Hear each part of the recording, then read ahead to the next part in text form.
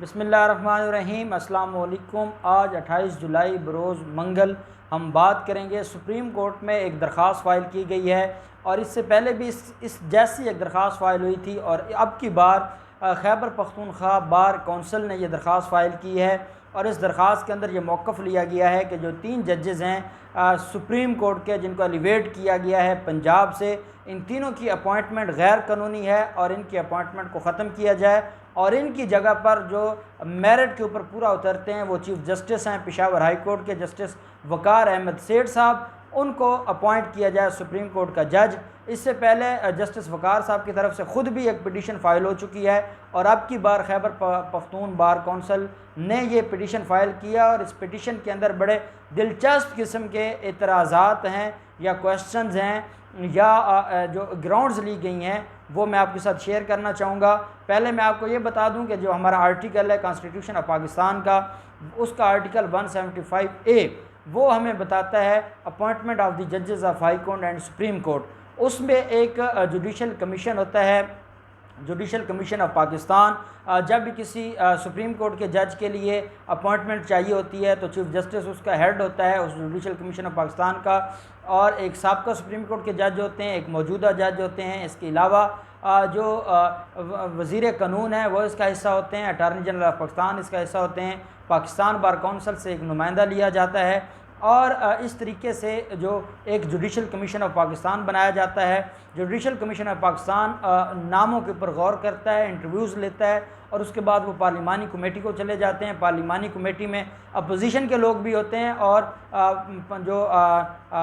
जो हुकूमती लोग होते हैं वो भी उसके अंदर शरीक होते हैं और फिर वो अपनी recommendation judicial commission of Pakistan को भेजते हैं और जिस नाम के ऊपर जो जुडिशल कमीशन ऑफ पाकिस्तान है वो मुतमईन हो जाए तो फिर वो मामला सदर के पास चला जाता है और सदर इस तरीके से अपॉइंटमेंट का हुक्म जारी कर देता है। ये जुडिशल कमीशन ऑफ पाकिस्तान का एक डिटेल इंशाल्लाह किसी दिन हम इसके ऊपर बात करेंगे कि सुप्रीम और हाई कोर्ट के और सुप्रीम कोर्ट के जजेस के अपॉइंटमेंट का प्रोसीजर क्या है, एज क्या है। 175A आर्टिकल जो कि 18वीं तरमीम में इंट्रोड्यूस करवाया गया था और जिसके अंदर पार्लिमानी कमेटी का भी कंसेप्ट दिया गया था। इन्होंने तो पार्लिमानी कमेटी अपनी तरफ से बड़ी मजबूत बनाई थी, लेकिन इफ्तिखार चौधरी की जजमेंट ने उस पार्लिमानी कमेटी को एक ऐसा इदारा बना दिया जिसकी कोई अहमियत नहीं रही जुडिशल कमीशन ऑफ पाकिस्तान में। खैर कानून के मुताबिक वो मौजूद है और ये इसका प्रोसीजर है और इस तरीके से एलिवेशन होती है। यहाँ 3 चीज़ें देखी जाती हैं, सीनियरिटी देखी जाती है, उसके बाद मेरिट देखा जाता है और उसके बाद जो कारकर्दगी होती है उस जज की उसको देखा जाता है कि उसने अब तक की जो जजमेंट्स दी हैं उसके जो फ़ैसले हैं वो फ़ैसले कितने उनमें स्पीकिंग ऑर्डर्स हैं, कितनी उनमें जान है, कितने मामलात को बड़े अच्छे तरीके से देखा गया है, कितना वो कानून के ऊपर ग्रिप रखते हैं, ये सारी चीज़ें भी देखी जाती हैं। सिर्फ सीनियरिटी ही कोई तकाजा नहीं है, बल्कि ये देखा जाता है कि वो शख्स या वो जो ऑनरेबल जज है किसी भी हाई कोर्ट का उसकी कॉम्पिटेंसी क्या है। अब जब 3 पोजीशंस खाली हुई थी सुप्रीम कोर्ट की, तो सुप्रीम कोर्ट में जब जगह खाली होती है तो उसके लिए judicial commission of Pakistan meetings शुरू कर देता है और इंटरव्यूज़ शुरू कर देता है और ऐसे में 3 लोगों को पंजाब से उठाया जाता है, पंजाब से हाई कोर्ट से उनको लेके आया जाता है सुप्रीम कोर्ट में। उन जजेस में कौन कौन से हैं? जस्टिस काजी मोहम्मद अमीन साहब हैं, जस्टिस अमीनुद्दीन ख़ान साहब हैं और जस्टिस मज़ाहिर अली अकबर नकवी साहब हैं। अब मैं थोड़ा सा आपको इंट्रोडक्शन करवाता जाऊँ। जस्टिस वक़ार अहमद सेठ चीफ़ जस्टिस हैं पेशावर हाई कोर्ट के और ये वो ऑनरेबल जज हैं जिन्होंने ऑर्डर सुनाया था हाई ट्रीज़न केस में मुशर्रफ के ख़िलाफ़ और ये अपनी नोयत का बिल्कुल अलग एक केस था और अलग फ़ैसला था और इसके अंदर उन्होंने ये कहा था कि जो परवेज़ मुशर्रफ है अगर वो मर जाता है तो उसकी लाश को लाया जाए और डी चौक पर लटकाया जाए 3 दिन के लिए, जिसके ऊपर पूरी दुनिया में सवालात उठे थे और जिसके बारे में ये भी सुनने में आया था कि कोई रेफरेंस फ़ाइल होगा, लेकिन वो रेफरेंस की कार्रवाई ना हो सकी क्योंकि जब कानून इस बात की इजाज़त नहीं देता तो कोई भी जज बग़ैर कानून के वो अपने इमोशंस को किसी भी ऑर्डर में नहीं लिख सकता। जज हमेशा कानून का पाबंद होता है, जज ने अपनी पसंद या नापसंद को नहीं देखना होता, जज ने अपने इमोशंस को नहीं देखना होता, वो करता है जो कानून के मुताबिक होता है। दूसरी तरफ हम जाते हैं तो हमें जस्टिस मज़ाहिर अली अकबर नकवी साहब वो जज साहब नज़र आते हैं। उनकी 2 खूबियाँ हैं। एक खूबी ये है कि मॉडल टाउन केस की जो JIT पब्लिक नहीं हो रही थी उसके ऊपर जो दबंग फैसला था, और पंजाब हुकूमत को ये कहा गया था कि आज शाम तक वो रिपोर्ट पब्लिक की जाए। वो कोई और जज नहीं थे, वो जस्टिस मुज़ाहिर अली अकबर नकवी साहब थे, और हम उनकी अदालत में लाहौर हाई कोर्ट में डेली बेसिस पे पेश होते थे, और हम खुद बड़े खौफ खाते थे कि वो आपने अगर कानून से आपने थोड़ी सी कानून के मुताबिक को वीक बात की तो वो बुज़ुर्ग थे और बड़ी क्लास लगाते थे, तो वो अब सुप्रीम कोर्ट में आ गए। दूसरी उनकी खूबी ये थी कि जो फैसला आया था हाई ट्रीज़न केस में परवेज़ मुशर्रफ के ख़िलाफ़, उस हाई ट्रीज़न केस के अंदर एक अहम बात ये आई थी कि उसकी जो फॉर्मेशन है उस अदालत की, जिस अदालत ने हाई ट्रीज़न केस का फ़ैसला सुनाया था, उस फॉर्मेशन के ख़िलाफ़ लाहौर हाई कोर्ट में एक पिटीशन फ़ाइल की गई थी। और ये पिटीशन जहाँ बाकी लोग थे वहीं पे अज़हर सदीक़ एडवोकेट और बाकी लोगों ने फ़ाइल की थी। जिस दिन फ़ैसला सुनाया जा रहा था, सुप्रीम जो स्पेशल अदालत थी, जो स्पेशल अदालत बनाई गई थी, उसकी तरफ से जिस दिन फ़ैसला सुनाया जाने लगा था, उस दिन उसकी जो फॉर्मेशन है अदालत की, उसके ऊपर सवालात उठा दिए थे। और जस्टिस मुज़ाहिर अली अकबर नकवी साहब की जो सदारत में बेंच था, उसने ये कहा कि जो प्रोसीजर था, जिस तरीके से अदालतें कॉन्स्टिट्यूट होती हैं, ना कैबिनेट से अप्रूवल ली गई, ना उन जब जजेस को अपॉइंट किया गया उसका जो ड्यू कोर्स ऑफ लॉ है उसको अडॉप्ट किया गया, ना कोई जो बाकी फॉर्मेलिटीज़ थी वो पूरी की गई। जो कंप्लेंट है वो फ़ाइल करनी होती है कैबिनेट से मंजूरी के बाद, कोई जो एग्रीव डिपार्टमेंट है या कोई कानून का डिपार्टमेंट है वो फ़ाइल करता है। वो डायरेक्ट नवाज शरीफ और उस वक्त के वज़ीर आज़म की तरफ से आई थी।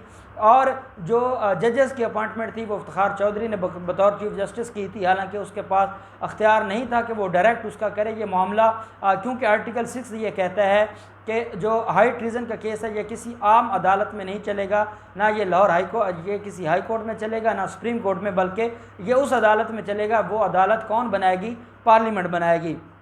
ये 18वीं तरमीम में भी चीज़ें आई थी। अब होता क्या है कि जो ये अदालत बनाई गई थी ये इफ्तिखार चौधरी साहब ने बनाई। उस वक्त वो चीफ़ जस्टिस थे और परवेज़ मुशर्रफ को अपना सबसे बड़ा मुखालिफ समझते थे, और दूसरे जो उस वक्त परवेज़ मुशर्रफ के मुखालिफ थे वज़ीर आज़म नवाज शरीफ जो थे, उन दोनों ने मिलकर कानून की धज्जियाँ उड़ाकर और कानून से अलग होकर और कानून से दूर होकर एक फॉर्मेशन की, उन्होंने एक अदालत बनाई, उसमें जजेस को बिठाया, एक कंप्लेंट फ़ाइल की। जजेस की अपॉइंटमेंट भी मुज़ाहिर अली अकबर नकवी साहब ने ये डिक्लेयर कर दिया कि वो गैर कानूनी थी। अदालत की फॉर्मेशन भी गैर कानूनी थी।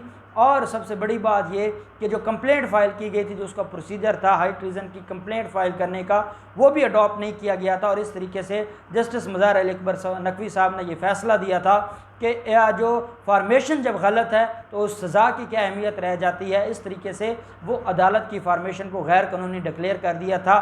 लेकिन साथ जो ये मामला था इस तरीके का कि हाई कोर्ट का ये मामला जब सुप्रीम कोर्ट में इसको चैलेंज किया जाता है, और इसको कोई और चैलेंज नहीं करते, हामिद खान साहब चैलेंज करते हैं और वो कहते हैं कि जो लाहौर हाई कोर्ट का फ़ैसला है जिसमें मिलिट्री जो स्पेशल कोर्ट थी उसके बारे में ये कहा गया है और उसके बारे में ये सुनाया गया है कि वो फॉर्मेशन गलत थी, और जिस तरीके से वो फॉर्मेशन की जा रही है वो सारी की सारी गैर कानूनी थी, तो उसके बाद कोई मौक़िफ़ नहीं रह जाता, उसके बाद कोई ऐसी बात नहीं रह जाती कि जिसकी बुनियाद पर हाई कोर्ट के उस फैसले को बरकरार रखा जाए। और हाई कोर्ट के इस फैसले के मुताबिक अगर हाई कोर्ट का फ़ैसला बरकरार रखा जाएगा तो परवेज़ मुशर्रफ की जो अपील है उसको अपील करने की ज़रूरत ही नहीं रहेगी, बल्कि वो डायरेक्टली वो मामला आगे चला जाएगा। और अगर जो हाई कोर्ट का फ़ैसला खारिज हो जाता है तो फिर परवेज़ मुशर्रफ को अपील फ़ाइल करना पड़ेगी, और परवेज़ मुशर्रफ को अपील फ़ाइल करने के लिए पाकिस्तान आना पड़ेगा। और ये एक क्वेश्चन ऑफ लॉ उठाया गया था। तो ये जस्टिस मुज़ाहिर अली अकबर नकवी साहब हैं जिनकी बाद में उनको एलिवेट किया गया था सुप्रीम कोर्ट में, और जिसके ऊपर खैबर पख्तूनख्वा बार कौंसिल ने सवालात उठाए हैं। साथ खैबर पख्तूनख्वा बार कौंसिल ने जो चीफ जस्टिस हैं सेठ वकार, उनके बारे में जो दो बड़े उनकी क्वालिटीज़ बताई हैं। एक क्वालिटी तो ये बताई गई है कि हाई ट्रीज़न का तारीख़ी केस का फ़ैसला कोई और लिखने वाला नहीं था बल्कि वो जस्टिस वकार अहमद सेठ थे, और ये बाकायदा अपने पिटीशन के अंदर खैबर पख्तूनख्वा बार कौंसिल ने ये मेंशन किया है कि एक हिस्टोरिकल फ़ैसला था, हिस्टोरिकल केस था, और पूरी दुनिया में पाकिस्तान का नाम रोशन किया है जस्टिस वकार अहमद सेठ ने। दूसरी ये बात की गई कि जो और बड़ा कारनामा है वो ये है कि जो 75 मिलिट्री कोर्ट्स के फ़ैसले थे उनको ख़त्म किया गया और उन फ़ैसलों को कलअदम करार दिया गया। जो आर्मी अदालतों के फ़ैसले थे उन सज़ाओं को कलअदम करार दिया गया। ये भी सेहरा जस्टिस वक़ार अहमद सेठ के सर जाता है। और ये दो ऐसे कारनामे हैं कि जिसकी बुनियाद पर, और वो सीनियर हैं क्योंकि वो हाई कोर्ट के चीफ जस्टिस हैं, तो वो सीनियरिटी की बुनियाद पर भी और मेरिट की बुनियाद पर भी ज़्यादा हकदार थे कि वो सुप्रीम कोर्ट के जज बनते। और ये जो पंजाब से 3 जजेस को लाया गया, ये तीनों सीनियर नहीं थे और ये मेरिट के ऊपर पूरा नहीं उतरते थे और ये 175A आर्टिकल के ऊपर पूरा नहीं उतरते। इसलिए उन तीनों जो जजेस हैं उनका नोटिफिकेशन खारिज किया जाए।